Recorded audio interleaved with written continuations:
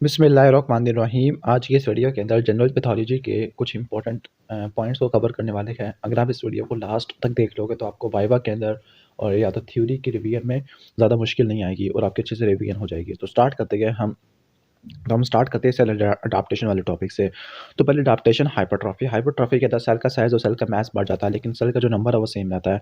यहाँ पर प्रोटीन की सिंथेसिस या प्रोडक्शन बढ़ जाती है। अब ये फिजियोलॉजिकल भी होती है, पैथोलॉजिकल भी होती है। फिजियोलॉजिकल के अंदर प्रेग्नेंट यूट्रस है जिसमें मेनली हाइपरट्रॉफी होती है, लेकिन कुछ अबाउट हाइपरप्लेजिया की भी होती है। पैथोलॉजिकल के अंदर ग्रेवियस डिजीज है। ओके, स्मूथ मसल हाइपरट्रॉफी या पाइलोरिक स्टेनोसिस के अंदर, या लेफ्ट वेंट्रिकुलर हाइपरट्रॉफी या सिस्टेमिक हाइपरटेंशन के अंदर। इसके बाद हाइपरप्लेजिया के अंदर सेल का नंबर बढ़ जाता है, लेकिन उसका साइज सेम रहता है। जबकि एयरट्रॉफी के अंदर नंबर और साइज दोनों कम हो जाते हैं। ये प्रोटीन के सिंथेसिस कम होने की वजह से होती है, या प्रोटीन की डिग्रेडेशन बढ़ जाती है ड्यू टू यूबिक्विटिन प्रोटियोसोम सिस्टम। और तीसरा मैकेनिज्म के आउट ऑफ एजी भी बढ़ जाती है। मेटाप्लेजिया को यहाँ पर नहीं कवर करे, बल्कि ऑन्कोलॉजी के अंदर कवर करेगी। अब सेल इंजरी की तरफ चलती है, तो अडाप्टेशन क्या होती है? अडाप्टेशन ये है कि अगर प्रोलॉन्ग स्ट्रेस आएगा तो उसके अगेंस्ट सेल का क्या रिस्पॉन्स आएगा, तो उसको अडाप्टेशन कहते हैं। अभी हमने अडाप्टेशन ही पढ़ी है, हाइपरट्रॉफी, एट्रोफी, मेटाप्लेजिया। ठीक है, तो सेल इंजरी क्या होती है? रिवर्सिबल, ये जो रिवर्सिबल हो सकते हैं। रिवर्सिबल को हाइड्रोफिक चेंज या फैटी चेंज वगैरह कहते हैं, और जो ये वैक्यूलर डिजनरेशन कहते हैं। जबकि इरिवर्सिबल में नेक्रोसिस और एपोप्टोसिस आ जाएगा। तो सेल की डेथ होती है वो इरिवर्सिबल सेल इंजरी की वजह से होती है। ओके, यानी जो नेक्रोसिस होती है वो इरिवर्सिबल सेल इंजरी की वजह से होती है, जबकि एपोप्टोसिस प्रोग्राम सेल डेथ होती है।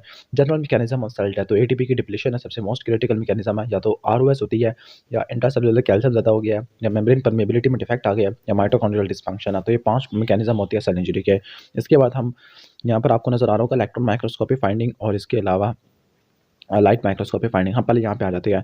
Changes seen in reversible cell injury और इरिवर्सिबल। तो सेल रिवर्सिबल के अंदर सबसे पहले जो चीज़ आती है वो आती है सेल की स्वेलिंग होती है। तमाम सेल इंजरी के अंदर देखने को मिलती है, लेकिन अपोप्टोसिस के अंदर सेल की श्रिंकेज होती है। जबकि इरिवर्सिबल के अंदर जो माइटोकॉन्ड्रियल फंक्शन रिवर्स नहीं कर सकता, सेल मेम्ब्रेन रप्चर हो जाती है, न्यूक्लियर मेम्ब्रेन रप्चर हो जाती है। पहले हम यहाँ पे कवर कर लेते हैं रिवर्सिबल को।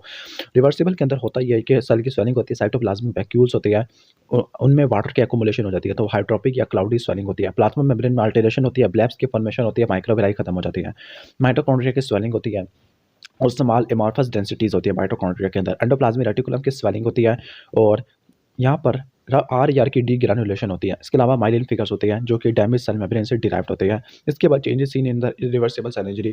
तो इरिवर्सिबल सेल इंजरी के अंदर माइटोकॉन्ड्रियल डिसफंक्शन को रिवर्स नहीं कर सकते, सेल मेम्ब्रेन रप्चर हो जाती है, लाइसोसोमल मेम्ब्रेन रप्चर हो जाती है। न्यूक्लियर चेंजेस में पिक्नोसिस, कैरियोलाइसिस, कैरियोलाइसिस है।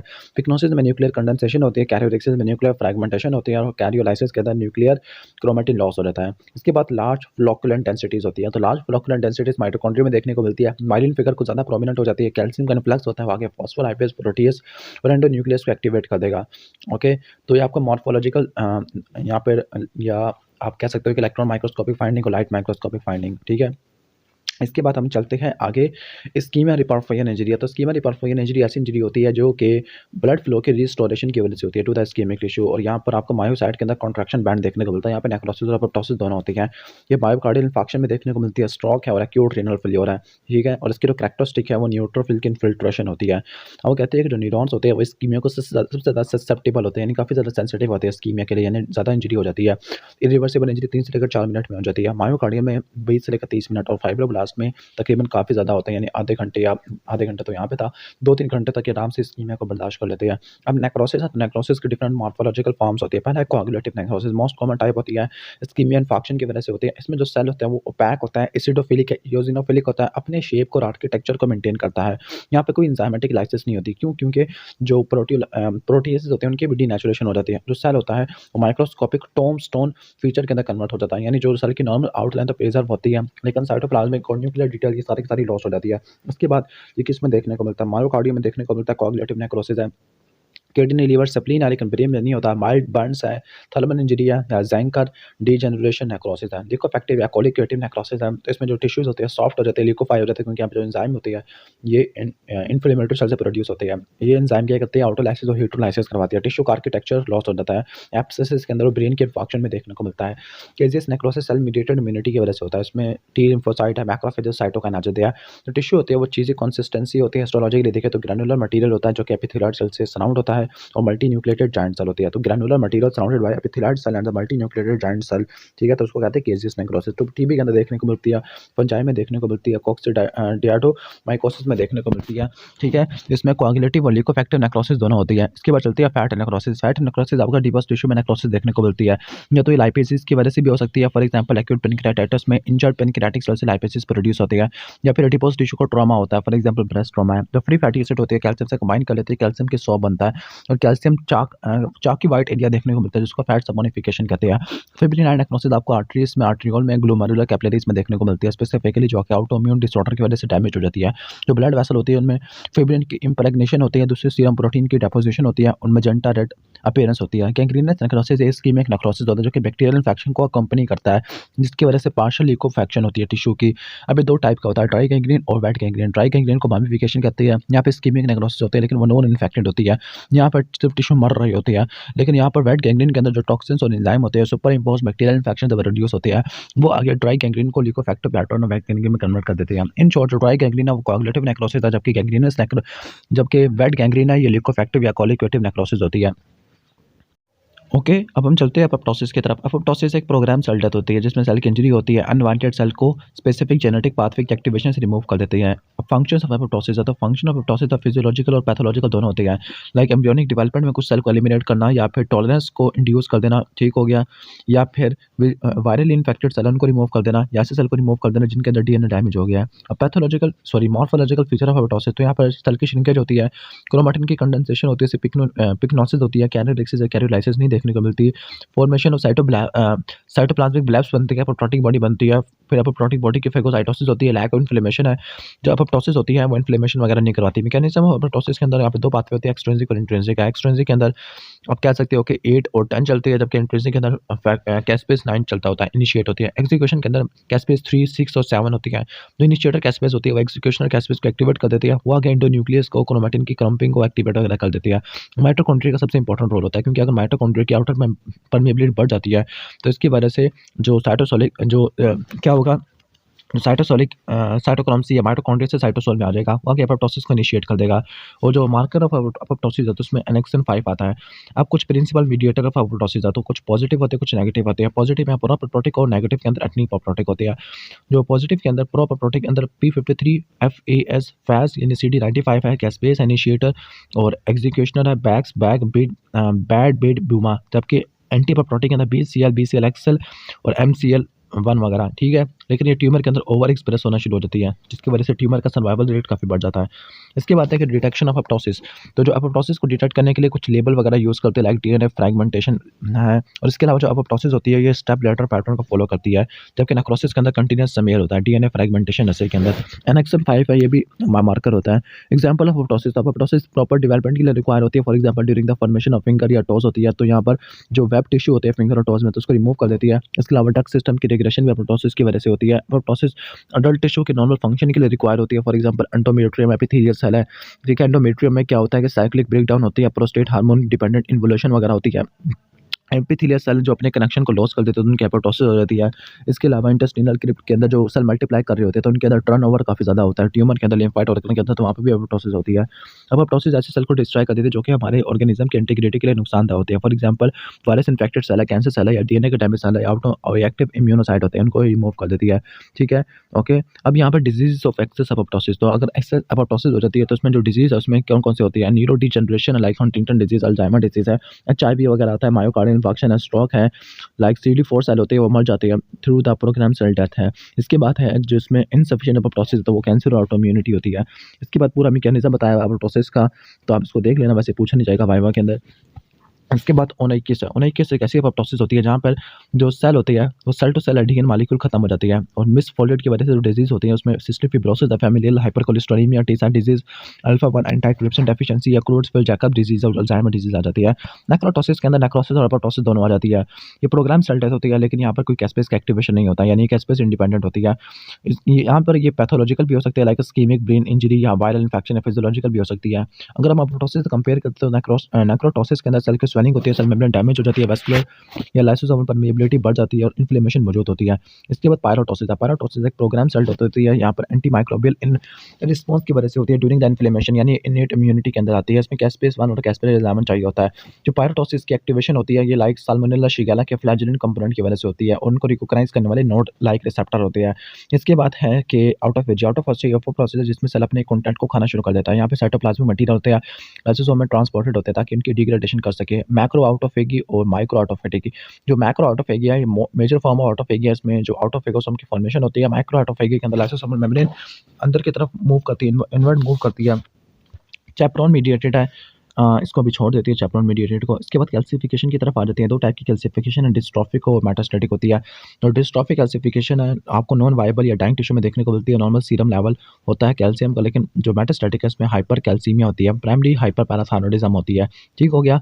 अब ये जो डिस्ट्रॉफिक कैल्सिफिकेशन है तमाम नेक्रोसिस के टाइप में देखने को मिलती है। इसके अलावा atherosclerosis, damage rheumatic heart valve, stroma of tum tumour, ऐसा मोमा बॉडीज है। क्योंकि metastatic calcification alveolar wall of lungs होती है, basement membrane and tubular lamina of kidney, lungs and interstitial tissue, gastric mucosa है, सिस्टमिक आर्टरी, पल्मोनरी वेन होती है। Dystrophic calcification के अंदर जो इंट्रासेलुलर कैल्शियम होता है वो माइटोकॉन्ड्रिया में स्टार्ट होता है। जो स्टेन होती है कैल्शियम के लिए तो वो वून कोसा स्टेन है, एलिजानिन रेड है, कैल्सिन है, टेट्रासाइक्लिन लेबलिंग इंडेक्स होती है। इसके बाद चलते हैं इंट्रासेलुलर एक्युमुलेशन की तरफ। इंट्रासेलुलर एक्युमुलेशन के अंदर पहला है लिपिड। अगर इंट्रासेलुलर लिपिड की एक्युमुलेशन होती है तो उसको फैटी चेंज करते हैं या फिर स्टीटोसिस कहते हैं। तो ये लीवर के अंदर होती है। The most common form of lipid accumulated तो वो ट्राइग्लिसराइड होता है। इसके बाद कोलेस्ट्रॉल, एस्टर और फॉस्फोलिपिड ये भी कुछ स्टोर होते हैं। जो स्पेशल स्टेन होती है लिपिड के लिए तो ऑयल रेड और स्टेन वगैरह ऑस्मियम टेट्रोक्साइड यूज़ करते हैं। ठीक हो गया। इसके बाद ये कंडीशन लिखा हुआ है टैबिकैट मायोकार्डियम, इसको थ्रश ब्रेस्ट डिजीज भी कहते हैं। यहाँ पर अल्टरनेट बैंड्स होते हैं डार्क रेड मायोकार्डियम के येलो एब्नॉर्मल लिपिड एक्युमुलेशन के साथ। ये आपको हाइपोक्सिया वगैरह में देखने को मिलती है। वैसे ये स्पेशल पैथोलॉजी में पढ़ना है। इसके बाद cytoskeletal protein like intermediate filament होती है। अगर ज़्यादा इंटरमीडिएट फिलामेंट हो जाए तो वो सेल इंजरी को शो करती है। इंटरमीडिएट फिलामेंट स्कैफोल्ड प्रोवाइड करते हैं। Types of intermediate filament like जो केराटिन फिलामेंट होते हैं एपिथेलियल सेल में होते हैं। ठीक है। इसके अलावा मेलोरी टैंक बॉडीज में भी होते हैं। अल्कोहलिक लिवर डिजीज है। न्यूरोफिलामेंट न्यूरॉन्स के अंदर होती है और इनकी वजह से न्यूरोफिब्रिलरी टैंगल्स वगैरह हो सकते हैं। डेस्मिन मसल के अंदर होते हैं। वेमेंटिन कनेक्टिव टिश्यू सेल के अंदर होती है और जॉइंट फिब्रिलरी एसिड प्रोटीन ये आपको ग्लायल सेल में देखने को मिलती है। पिगमेंट की तरफ चलते हैं तो लाइपोफ्यूसिन है जिसको लाइपोक्रोम भी कहते हैं, वेयर एंड टियर पिगमेंट भी कहते हैं, एजिंग पिगमेंट भी कहते हैं, पेरीन्यूक्लियर ब्राउन पिगमेंट होता है। इसकी जो प्रेजेंस होती है वो फ्री रेडिकलिटी को इंडिकेट करती है कि आपको एजिंग में, कैंसर के शेक्सिया में, सीवियर मैलन्यूट्रिशन में देखने को मिलता है। जो कार्सिनॉइड ग्रोथ स्पेसिमेन है, कार्सिनॉइड ग्रोथ स्पेसिमेन ये डार्क ब्राउन होता है due to the presence of lipofuscin है। मेलानिन है, मेलानिन एंडोजीनस ब्लैक पिगमेंट होता है, इसको डिटेक्ट करने के लिए फोंटाना स्टेन यूज करते हैं। होमोजेंटेसिक एसिड काला होता है, ओक्रोनोसिस वगैरह करवा देता है। होमोसिट्रीन एक गोल्डन ब्राउन पिगमेंट होता है जिसमें एग्रीगेटेड फेरेटिन के मॉलिक्यूल होते हैं, उनको देखने के लिए प्रूशियन ब्लू स्टेनिंग वगैरह करते हैं। इसके बाद free radical induce liver injury है तो फ्री रेडिकल के अंदर केमिकल या रेडिएशन इंजरी आ सकती है, स्कीमा परफोरिन इंजरी आ सकती है, सेलुलर एजिंग आ सकती है। जो फ्री रेडिकल्स होते हैं और बस होती है ऑक्सीजन डिराइव्ड फ्री रेडिकल होते हैं जो कि सेल इंजरी वगैरह करवा देती है। इसमें ऑक्साइड सुपर ऑक्साइड एनाइन है, हाइड्रोजन पर है, हाइड्रोक्सी रेडिकल और पेरोक्सी नाइट्राइड होती है। जो एंजाइम होते हैं जो इनको डिटॉक्सिफाई कर देता है उसमें कैटालेस है, ग्लूटाथायोन पेरोक्साइड सुपर ऑक्साइड डिस्मोटेज है। फेंटोन रिएक्शन क्या होता है? फेंटोन रिएक्शन ये हाइड्रोजन पेरोक्साइड से हाइड्रोक्सी रेडिकल को क्रिएट कर देता है। ठीक हो गया। इसके बाद हम आगे चलते हैं सेलुलर एजिंग और हाई यील्ड पॉइंट को देख लेते हैं। आई थिंक सेलुलर एजिंग वाला टॉपिक इतना इंपॉर्टेंट नहीं है। सेल साइकिल को देख लेते हैं। G1 टू S फिर G2 फिर M फिर G1 फिर G0 फेस है। ठीक है। ओके। अगर ब्लॉक पहले हो जाता है G2 फेस से और वो कौन करवा देती है TGF बीटा तो यहाँ पे सेल का साइज बढ़ जाएगा। यानी अगर G2 से पहले अगर ब्लॉक हो जाता है तो सेल का साइज बढ़ जाएगा, तो हाइपरट्रॉफी कहते हैं।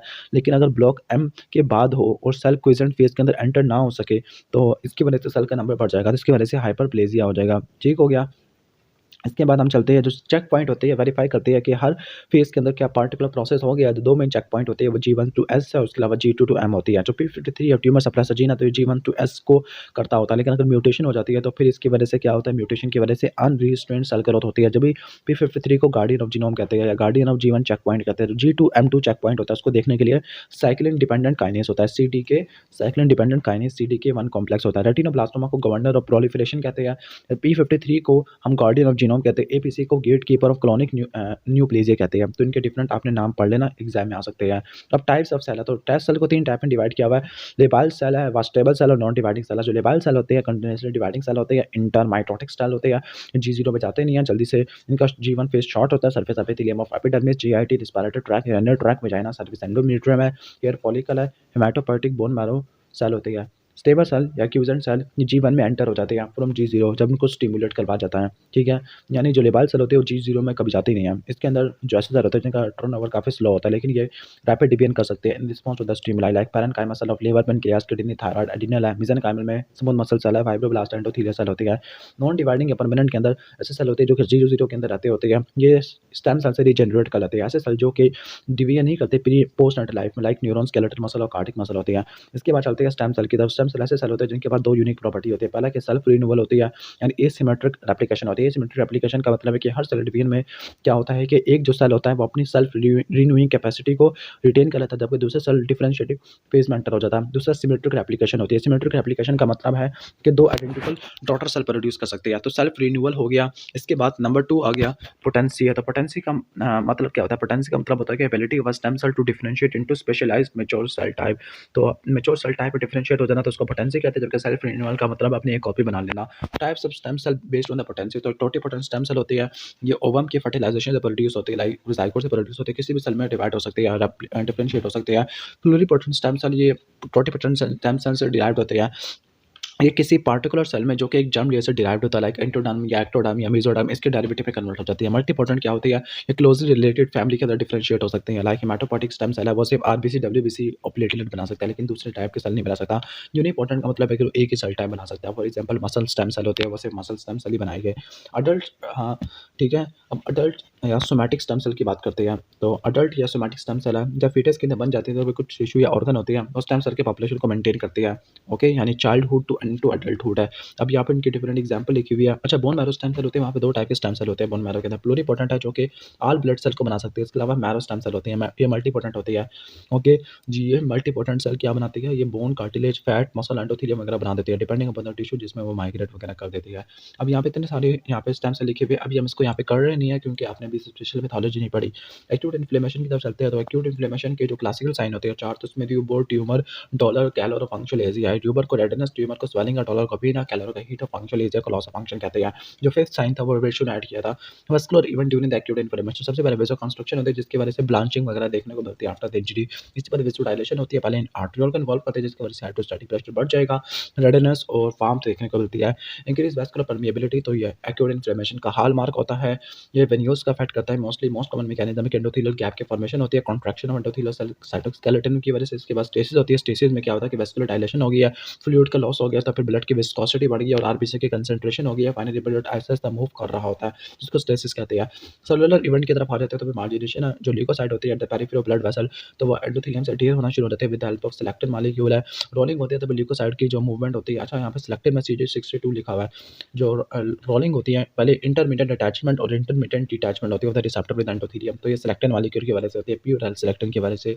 एडिशन क्या होती है कि जो ल्यूकोसाइट की फर्म एडिशन होती है एंडोथेलियल सेल से, तो वो मेनली इंटीग्रिन की वजह से होती है। ओके, इसके बाद एडिशन मॉलिक्यूल्स है 4 फैमिली है, तो 4 फैमिली के एडिशन मॉलिक्यूल्स होते हैं, like selectin, integrin, mucin, like glycoprotein है।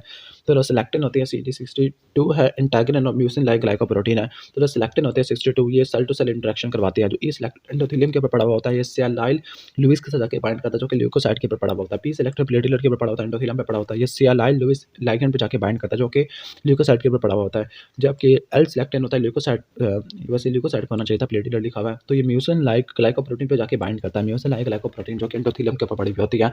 इंटीग्रिन ल्यूकोसाइट पे पड़े होते हैं ताकि सेल टू सेल एडिशन भी हो और सेल टू मैट्रिक्स इंटरेक्शन भी हो। जो B1 इंटीग्रिन होता है ये वी कैम से बाइंड करता है। वी कैम का मतलब है वैस्कुलर एडिशन मॉलिक्यूल, जबकि B2 इंटीग्रिन आई कैम से बाइंड करता है, इंट्रासेल्युलर एडिशन मॉलिक्यूल है। म्यूसिन लाइक ग्लाइकोप्रोटीन क्या होती है? ऐसे ग्लाइकोप्रोटीन होती है जो कि सेल की सर्फेस के ऊपर पड़ी हुई होती है, एक्स्ट्रा सेलुलर मैट्रिक्स के ऊपर पड़ी होती है। फॉर यहाँ पे एग्जांपल लिखी हुई है हेपेरिन सल्फेट की, like leukocyte adhesion molecule CD44 ये हेपेरिन सल्फेट से जाके बाइंड कर लेता होता है। इसके बाद चलते हैं पेवमेंटिन है। तो पेवमेंटिन क्या होते हैं? एंडोथेलियल लाइनिंग होती है जो कि ल्यूकोसाइट से कवर होती है, तो उसको पेवमेंटिन कहते हैं। डायबिटीज या ट्रांसमाइग्रेशन में ल्यूकोसाइट ट्रांसमाइग्रेट कर जाते हैं through the endothelial gap.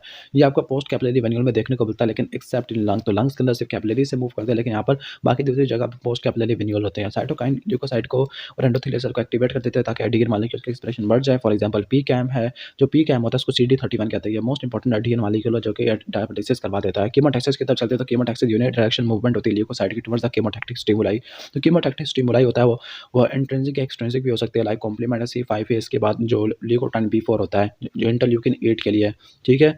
Okay, जो 4 न्यूट्रोफिल है। इसके अलावा यहाँ पर लिखा कि फेगोसाइटोसिस है। फेगोसाइटोसिस के डिफरेंट स्टेप होते हैं, लाइक स्टेप्स यहाँ पर नीचे नेक्स्ट पैराग्राफ में लिखे हुए हैं। अच्छा, morphological pattern of acute inflammation, तो पहला कैटरल इन्फ्लेमेशन होती है, लाइक म्यूकस मेम्ब्रेन की इन्फ्लेमेशन होती है तो फिर म्यूकस की सिक्रेशन बढ़ जाती है। Most common type of acute inflammation होती है तो आपको नोज, फेरिंक्स, ईयर में देखने को मिलती है, यहाँ पर रेस्पिरेटरी ट्रैक इन्फेक्शन। इसके बाद सीरियस इन्फ्लेमेशन, यहाँ पे सीरियस फ्लूइड की आउटपोरिंग होती है, इसकी जो होती है blister formation after the Burns, तो वह सीरियस इन्फ्लेमेशन होती है। फिब्रिनस इन्फ्लेमेशन है कि लाइक मेनिंजेस के अंदर, पेरिकार्डियम के अंदर, प्लूरा के अंदर, इसके अंदर होता है कि फिब्रिन एक्स्ट्रा सेलुलर स्पेस में डेपोजिट हो जाएगा क्योंकि वेस्कुलर परमिएबिलिटी बढ़ जाती है, तो ये आपको कैविटीज में देखने को मिलता है। फेगोसाइटोसिस के डिफरेंट स्टेप होते हैं, इसको डिस्कवर करने वाला एली मैचनिकोव है, ठीक है। Phagocytic cell neutrophil, monocyte, macrophages और यूजिनोफिल होते हैं। यूजिनोफिल पैरासाइट के लिए होते हैं। फेगोसाइटोसिस में एनगल्फमेंट, किलिंग और डिग्रेडेशन होती है मैक्रोब की। इसमें 3 एसेंशियल स्टेप होते हैं, लाइक रिकरेंट अटैचमेंट होती है, इसके बाद एनगल्फमेंट होती है, इसके बाद डिस्ट्रक्शन वगैरह शुरू हो जाती है। जो फेगोसाइटोसिस और कीमोटैक्सिस होती है, इन दोनों को एक्टिन फिलामेंट की पॉलीमराइजेशन चाहिए। जो पिनोसाइटोसिस और एंडोसाइटोसिस होता है, इनको क्लैथरीन कोटेड पेट चाहिए। फेगोसाइटोसिस का डिसऑर्डर में क्रोनिक ग्रैनुलोमेटस डिजीज और चैडिक हिगाशी सिंड्रोम है, इसको इम्यूनोलॉजी के चैप्टर में डिस्क्राइब किया हुआ है। इसके बाद इन्फ्लेमेटरी मीडिएटर पढ़ती है, तो इन्फ्लेमेटरी मीडिएटर में प्री फॉर्म सेल मीडिएटर है जिसमें हिस्टामिन, सेरोटोनिन, लाइसोसोमल एंजाइम और न्यूरोपेप्टाइड आते हैं, ओके। और कुछ प्लाज्मा मेम्ब्रेन होते हैं, प्लाज्मा मीडिएटर होते हैं जो कि लिवर से सिंथेसाइज होती है, प्लाज्मा में सिक्रेटेड हो जाती है, लाइक कोआगुलेशन और काइनेन सिस्टम है, कॉम्प्लीमेंट सिस्टम वाले प्रोटीन्स होती है, ओके। इसके अलावा कुछ सेलुलर मीडिएटर्स, अच्छा यहाँ पर cellular mediators present within the cell है, तो कुछ न्यूली सिंथेसाइज होते हैं। न्यूली सिंथेसाइज में नाइट्रिक ऑक्साइड है, इंटरल्यूकिन्स होती है, साइटोकाइन है, कीमोकाइन है, प्लेटलेट एक्टिविटी फैक्टर है, एराकिडोनिक एसिड मेटाबोलाइट होते हैं। एराकिडोनिक एसिड मेटाबोलाइट को बायोकेमिस्ट्री में कवर किया है। हिस्टामिन की तरफ चलते हैं, हिस्टामिन की सिट्राजीन से बनता है, वेसोडाइलेशन कराता है, वेस्कुलर परमिएबिलिटी बढ़ा देता है, स्मूथ मसल की कंस्ट्रक्शन, ब्रोंको कंस्ट्रक्शन करा देता है। जो सेरोटोनिन है प्लेटलेट से प्रोड्यूस होता है, इसका फंक्शन भी हिस्टामिन जैसा होता है। इसके बाद लाइसोसोमल एंजाइम होते हैं, न्यूट्रोफिल में पड़े होते हैं। 3 टाइप के लाइसोसोमल ग्रैन्यूल्स होते हैं, प्राइमरी, सेकेंडरी, टर्शियरी। प्राइमरी को एजिडोफिलिक भी कहते हैं, सेकेंडरी को स्पेसिफिक भी कहते हैं, टर्शियरी को हम सी पार्टिकल वगैरह भी कहते हैं। प्राइमरी के अंदर ये इसके अंदर माइलोपेरोक्साइडेज होती है, इलास्टेज होती है। सेकेंडरी के अंदर लैक्टोफेरिन, लाइसोजाइम, टाइप 4 कोलाजिनेज है, B2 माइक्रोग्लोबुलिन है, जबकि टाइप 3 के अंदर जिलेटिनेज वगैरह होती है, ठीक हो गया। इसके बाद न्यूरोपेप्टाइड है, न्यूरोपेप्टाइड में सब्सटेंस पी और न्यूरोकाइनिन ए आते हैं। सब्सटेंस पी लंग्स और गट में काफ़ी ज़्यादा होता है, इसका मेन फंक्शन है सेंसरी नर्व को, सेंसरी नर्व से प्रोड्यूस होता है, इसने पेन को पोटेंशिएट कर देना है, ब्लड प्रेशर को रेगुलेट करना है, वेस्कुलर परमिएबिलिटी को मीडिएट करना होता है, इम्यून और एंडोक्राइन सेल की स्टिमुलेशन करवानी है। नाइट्रिक ऑक्साइड का सबसे ज़्यादा रिचेस्ट सोर्स एंडोथेलियल सेल होते हैं, ये आगे रेस्टिंग मस्कुलर टोन को डिटरमिन करता होता है। अब आई थिंक इसके चलो 3 आइसोएंजाइम होते हैं एनोवस के, लाइक न्यूरोनल, मैक्रोफेजेस, इंड्यूसिबल और एंडोथेलियल होते हैं। अब ज़्यादा इसको नहीं पढ़ते। इसके बाद हम चलते हैं important cytokine and their action, like fever होता है वो इंटरल्यूकिन 1 की वजह से होता है। एंजियोजेनेसिस के अंदर जो एंडोवासोडाइलेशन होती है, ठीक है, वो वेस्कुलर एंडोथेलियल ग्रोथ फैक्टर की वजह से होती है। Fibrosis transforming growth factor beta की वजह से होती है। मॉर्फोजेनिक और माइटोजेनिक दोनों के दोनों को बोन मॉर्फोजेनिक प्रोटीन होती है। एंटी इन्फ्लेमेटरी में 4, 6, 13 ट्रांसफॉर्मिंग ग्रोथ फैक्टर बीटा है। प्रो और एंटी इन्फ्लेमेटरी 4 और 6 दोनों होती है, ठीक है। इसके बाद synthesis of acute phase protein तो इंटरल्यूकिन 6 की वजह से होती है। ग्रैनुलोमा फॉर्मेशन की वजह से, ग्रैनुलोमा फॉर्मेशन इंटरफेरोन गामा की वजह से होती है। TNF alpha acute inflammation, okay, तो TNF अल्फा क्या कराता है, एक्यूट इन्फ्लेमेशन कराता है, सेप्टिक शॉक है, सिस्टेमिक इन्फ्लेमेटरी रिस्पांस सिंड्रोम और कैशेक्सिया वगैरह करवा देता है। इसके बाद कीमोकाइन की तरफ आ जाता है। कीमोकाइन ये फैमिली और स्मॉल प्रोटीन होती है, ठीक है, जो कि आगे कीमोटैक्सिस करवा देती है। उनको 4 ग्रुप में डिवाइड कर देते हैं on the basis of the arrangement of cysteine residue, like C वाला या गामा कीमोकाइन हो, तो गामा कीमोकाइन में एक ही आता है, वो लिम्फोटैक्टिन है जो कि लिम्फोसाइट की रिक्रूटमेंट कराता है। जबकि CX3C में फ्रुक्टाल्किन आता है, जबकि CXC में अल्फा कीमोकाइन है तो उसमें इंटरल्यूकिन 8 आ जाएगा, ठीक है। जबकि CC या बीटा कीमोकाइन में ईओटैक्सिन आता है यूजिनोफिल के लिए सॉरी, ठीक है। तो ये मैक्रोफेज अल्फा इन्फ्लेमेटरी प्रोटीन है। तो पहला वाले में इंटरल्यूकिन 6 8 आता है, सॉरी, और तीसरे वाले में लिम्फोटैक्टिन है और चौथे वाले में प्रोक्टैल्किन होती है। इसके बाद चलते हैं प्लेटलेट एक्टिविटी फैक्टर्स को छोड़ देती है। कोआगुलेशन और काइनिन सिस्टम है। इन्फ्लेमेशन होती है, क्लॉटिंग को प्रमोट कर देती है। वो कोआगुलेशन फैक्टर की सिंथेसिस को बढ़ा देती है, लाइक थ्रोम्बिन होता है, थ्रोम्बिन आके इन्फ्लेमेशन को प्रमोट कर देगा। प्रोटीएस एक्टिवेटेड रिसेप्टर पर जाके बाइंड करता है जो कि प्लेटलेट के पेरेंटोथिलियम के पड़े हुए होती है, ओके। इसके अलावा ब्रैडिकाइनिन है, ब्रैडिकाइनिन को जो एक्टिवेटेड फैक्टर 12 होता है वो आगे प्री कैलेक्रिन को कैलेक्रिन में कन्वर्ट कर देता है। जो कैलेक्रिन होती है वो आगे ह्यूमन हाई मॉलिक्यूलर वेट काइनेनोजन को ब्रैडिकाइनिन में कन्वर्ट करा देती है। जो कैलेक्रिन होती है इंपॉर्टेंट एक्टिवेटर होती है फैक्टर 10 का। इसके बाद चलती है summary of role of mediator in the different aspect of inflammation, like vasodilation होती है वो प्रोस्टाग्लैंडिन की वजह से, एनो की वजह से, हिस्टामिन की वजह से होती है, वास्कुलर परमिएबिलिटी हिस्टामिन की वजह से होती है, C3 या C5 से बढ़ती है। ब्रैडिकाइनिन होती है leukotriene C4 D4 E4 platelet activity factor substance भी है। कीमोटैक्सिस C5 की वजह से होती है। यानी ये पूरा जो रॉबिन वाला टेबल छापा हुआ है। क्रॉनिक इन्फ्लेमेशन की तरफ चलते हैं। क्रॉनिक इन्फ्लेमेशन के अंदर मोनोन्यूक्लियर लिम्फोसाइट इन्फिल्ट्रेशन होती है, लाइक मैक्रोफेजेस और टिश्यू की डिस्ट्रक्शन चल रही होती है, जिसमें जो कि क्रॉनिक इन्फ्लेमेशन का हॉलमार्क है, फिब्रोसिस, एंजियोजेनेसिस और वुंड की हीलिंग होती है। Granulomatous inflammation distinctive form of chronic inflammation होती है, जहाँ पे ग्रैनुलोमा की फॉर्मेशन होती है। ग्रैनुलोमा में 3 कंपोनेंट होते हैं। एपिथेलियल सेल होती है जो कि एक्टिवेटेड मैक्रोफेजेस है, कॉलर ऑफ लिम्फोसाइट और ओकेजनली प्लाज्मा सेल होती है। लास्ट में मल्टी न्यूक्लिएटेड जॉइंट सेल होते हैं जो कि एपिथेलियल सेल के फ्यूजन की वजह से होते हैं। ग्रैनुलोमा को 2 कैटेगरी में डिवाइड करते हैं, इम्यून बॉडी और फॉरेन बॉडी ग्रैनुलोमा। तो immune body granuloma most common type होती है। ओके, हाइपर सेंसिटिविटी ग्रैनुलोमा के अंदर बनता है, लिम्फोसाइट मेडिएटेड होता है, इसमें TB, leprosy, cats disease, sarcoidosis, blastomycosis वगैरह आ जाती है। जबकि फॉरेन बॉडी में लिम्फोसाइट की वजह से नहीं होता, बल्कि ये पुअरली डाइजेस्टेबल सब्सटेंस से बनता होता है, लाइक सिलिकोसिस है, फॉरेन बॉडी टाइप है और निमोनिया वगैरह आ जाती है। ओके, इसके बाद हम चलते हैं आगे। Caseous necrosis the granuloma. तो जो केजियस नेक्रोसिस होती है वो किस में देखने को मिलती है? आपको हिस्टोप्लाज्मोसिस में देखने को मिलती है, कोक्सीडियोमाइकोसिस में, साइफिलिस में और टीबी में देखने को मिलती है। नेक्रोसिस इन द ग्रैनुलोमा, तो जो नेक्रोटिंग या नेक्रोटाइजिंग ग्रैनुलोमा होता है, टीबी, हिस्टोप्लाज्मोसिस, ये सारी वही एग्जांपल लिखी हुई है। Must know about granuloma. तो ग्रैनुलोमा के लिए इंटरफेरोन गामा सबसे इंपॉर्टेंट होता है, क्योंकि एक्टिवेटेड मैक्रोफेजेस को एपिथेलियल सेल में कन्वर्ट करा देता है। और टीबी होता है, टीबी में केजिएटिंग और नॉन केजिएटिंग ग्रैनुलोमा दोनों होता है। सार्कोइडोसिस में सिर्फ नॉन केजिएटिंग ग्रैनुलोमा होता है। तो टी सेल ग्रैनुलोमा के अंदर सबसे इंपॉर्टेंट सेल होती है, टीएच1 सेल होती है। स्टीलियड ग्रैनुलोमा, ये ग्रैनुलोमा जिसके सेंटर में न्यूट्रोफिलिक एक्सुडेट देखने को मिलता है। तो ये आपको कैट्स डिजीज और लिम्फोग्रैनुलोमा विनेरा में देखने को मिलता है। डर ग्रैनुलोमा ये सेरेब्रल एरिया में देखने को मिलता है, प्लास्मोडियम फैल्सिफेरम की वजह से। इओसिनोफिलिक ग्रैनुलोमा चर्क स्ट्रास सिंड्रोम की वजह से देखने को मिलता है। जॉइंट सेल की तरफ आ जाते हैं, जो एक्टिवेटेड मैक्रोफेजेस होते हैं, एपिथेलियल सेल में कन्वर्ट हो जाते हैं, जो आगे मल्टी न्यूक्लिएटेड जॉइंट सेल बना देते हैं। लैंगहैंड टाइप जॉइंट सेल होती है, इसमें न्यूक्लियर अरेंजमेंट पेरिफेरल होती है। फॉरेन बॉडी में जो जॉइंट सेल होती है उनकी हाइफाजेड अरेंजमेंट होती है।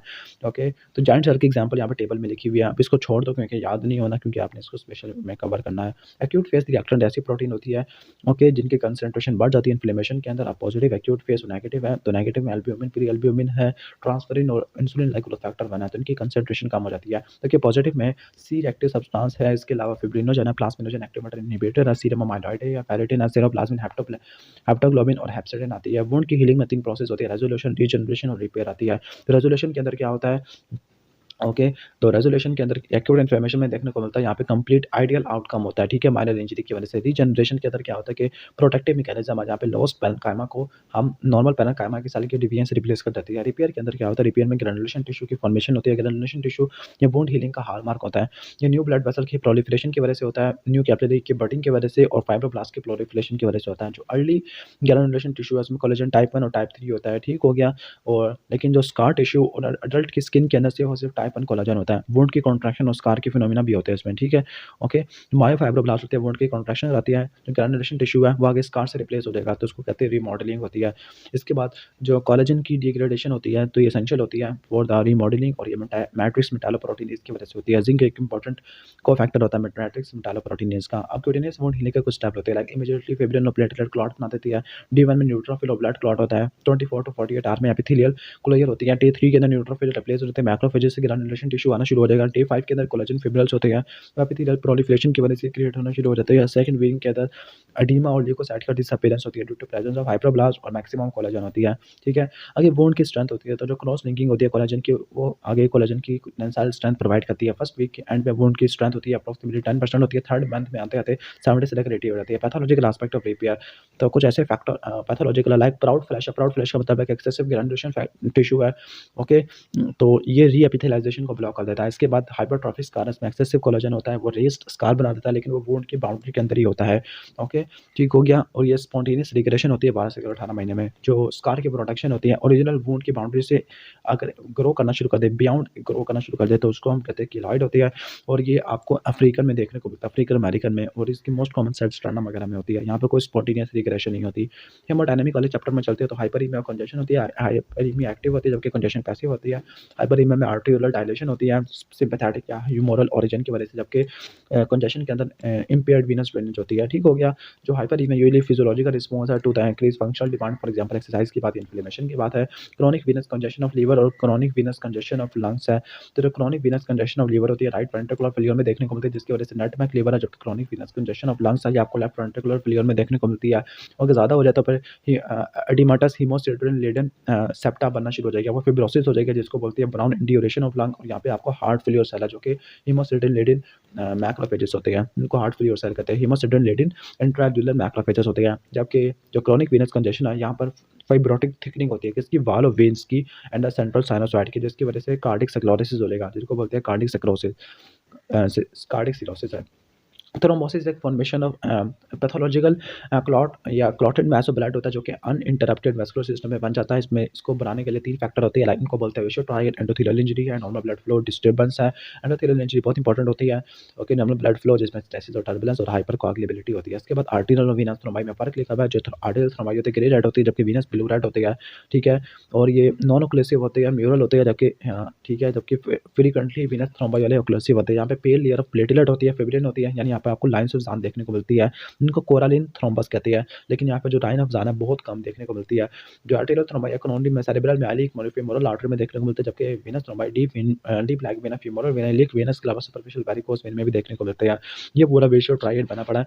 इसके बाद कुछ important terminology like currant jelly clots होते हैं, पोस्टमार्टम क्लॉट है जिनको वेसल वाल से अटैच नहीं होते, तो इनके एंटीमार्टम क्लॉट से डिफरेंशिएट करना होता है, इनको करंट जेली क्लॉट कहते हैं। ट्रॉजियो फिनोमेना या माइग्रेटरी थ्रोम्बोफ्लेबाइटिस है, तो ये आपको डिससेमिनेटेड विसरल कैंसर में देखने को मिलते हैं। स्पेसिफिकली अगर कैंसर होता है पेनक्रियास का, जीआईटी कैंसर का, लंग्स का, तो आपको ट्रॉजियो फिनोमेना देखने को मिलता है। पैरान्यूप्लासिस सिंड्रोम है, जो फ्लैगमेजिया है, ठीक है, फ्लैगमेजिया अल्बा डोलेंस की पेनफुल व्हाइट लैग होती है, इसमें इलियोफिबोरल वेनस थ्रोम्बोसिस होती है ड्यू टू ग्रेविटी यूट्रस है।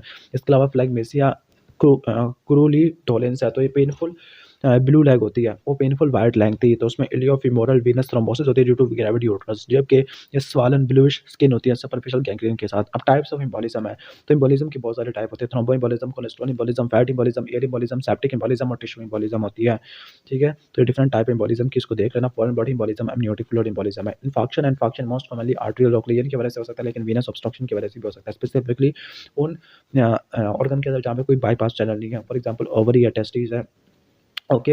अब जो तमाम इन्फेक्शन में ये कॉमन होता है कि आपने इस्केमिक कोआगुलेटिव नेक्रोसिस देखने को मिलती है, लेकिन एक इंपॉर्टेंट एक्सेप्शन है, फॉर एग्जांपल एन्सेफेलोमलेशिया यानी ब्रेन के अंदर ल्यूकोफैक्टिव नेक्रोसिस होती है। अब यहाँ पर व्हाइट और रेड और व्हाइट इन्फाक्ट को कंपेयर कर रहे हैं, रेड को हेमरेजिक और व्हाइट को पेल कहते हैं। ये आपको वेनस ओक्लूजन में देखने को मिलता है, लाइक ओवरी और टेस्टिस के टॉर्शन होती है उन टिश्यू के अंदर जहाँ पे जो कि लूज होते हैं, या फिर डबल इनर्वेशन होती है, जबकि व्हाइट इन्फेक्शन सॉलिड ऑर्गन में देखने को मिलता है, जिनकी एंड आर्टरीज होती है किडनी और स्प्लीन के अंदर, जिसको स्पॉइल्ड व्हाइट किट वगैरह पता नहीं क्या म्यूमोनिक लिखा हुआ है। इसके बाद हम आगे चलते हैं। यहाँ पर पूरा अमाइलॉइड प्रोटीन लिखे हुए जो कि आई थिंक हमारे सिलेबस में नहीं है। बेसिलर एंजियोमेटोसिस, ये बार्टनीला हेंसली की वजह से होता है, इसको भी छोड़ देते हैं अभी। इसके बाद है रोसेट्स इन द पैथोलॉजी है, तो पैथोलॉजी में डिफरेंट रोसेट्स होती है। लाइक यहाँ पर पहले रोसेट है, रोसेट क्या होता है कि हेलो या स्पोक्स ऑफ व्हील अरेंजमेंट होती है, लाइक रोज लाइक पैटर्न अरेंजमेंट होती है। लाइक रेटिनोब्लास्टोमा के अंदर फ्लेक्सनर विंस्टीनर रोसेट लिखा हुआ है, पता नहीं क्या, ये अभी नहीं करने, ठीक है? सीरम अल्कलाइन फॉस्फेटेज इसको भी छोड़ देते हैं, अल्कलाइन फॉस्फेटेज भी छोड़ देते हैं। मोर पैथोलॉजी टॉपिक है, मोर हाई लीवल टॉपिक है, एड्स है, व्हाट्स ऑफ साइकोसिस है, पैथोलॉजिकल बॉडीज है, ठीक है? तो आई थिंक खत्म हो गया है।